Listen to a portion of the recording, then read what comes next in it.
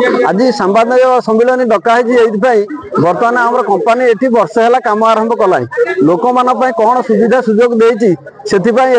आलोचना कराई सांबादिक सम्मिलन डकाई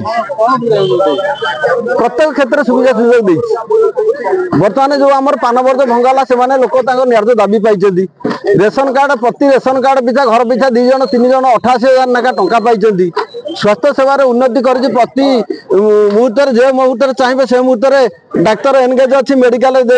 आंबुलांस देती राति 3 पर जार असुविधा है आंबुलांस बुआऊँच भल मंद करुच्ची कटक जाके पर्यंत भी आम मागणार जाकि चिकित्सा हो पारिक आसु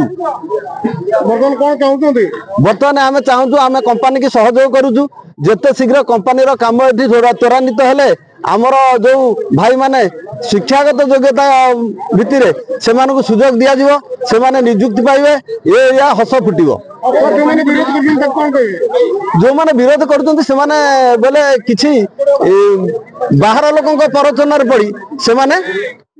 विरोध करुँच किंतु आम स्थानीय लोक हिसाब से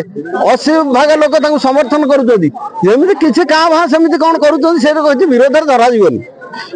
कौन चाहते बर्तमान आम चाहूँ कंपानी काम जमी बहुत